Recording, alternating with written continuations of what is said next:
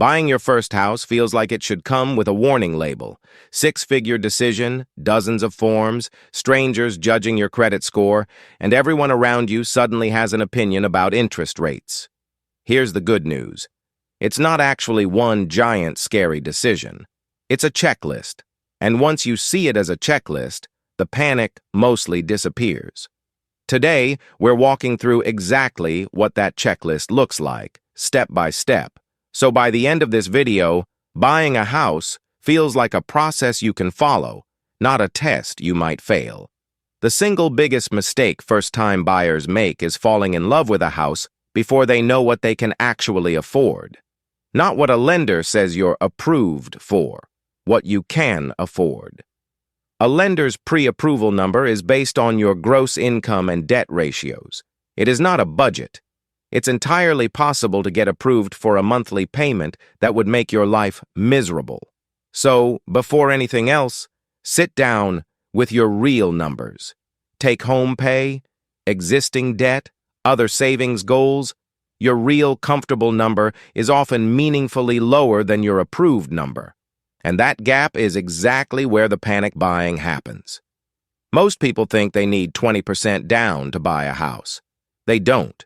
Many loan programs allow 5%, 3%, sometimes 0% down, depending on the loan type and your situation. What you do need to know is your full number, not just the down payment.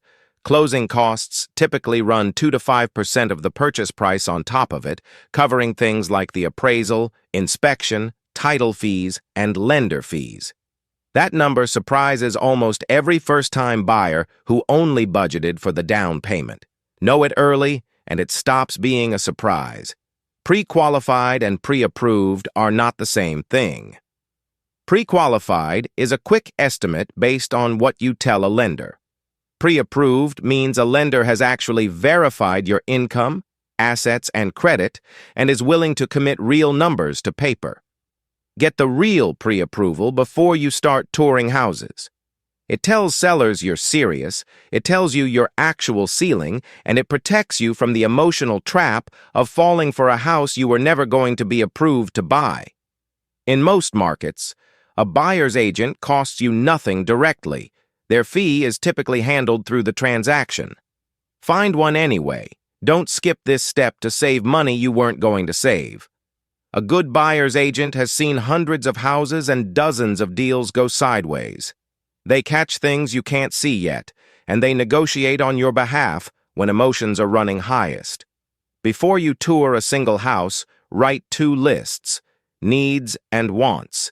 Needs are non-negotiable: commute distance, number of bedrooms, school district if that matters to you. Wants are everything else: the exact kitchen counter, the perfect paint color. Almost every panic moment in home buying comes from confusing a want for a need.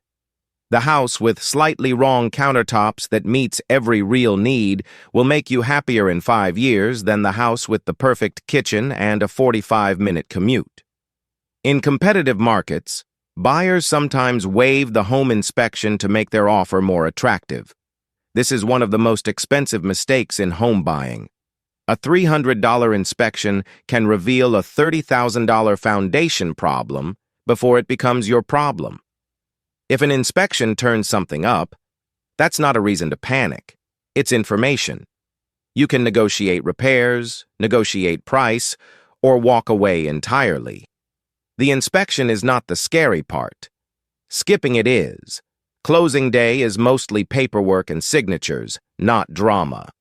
You'll do a final walkthrough to confirm the house is in the condition you agreed to, review a document called the closing disclosure that lists every fee, and sign. That's it. By the time you get here, the hard decisions are already behind you. None of this is actually mysterious once you break it down. Know your real number, understand your true costs, get properly pre-approved, hire someone in your corner, separate needs from wants, never skip the inspection, and walk into closing already knowing exactly what to expect. That's the checklist. Follow it, and buying your first house stops being a scary leap. It becomes a plan you're simply executing.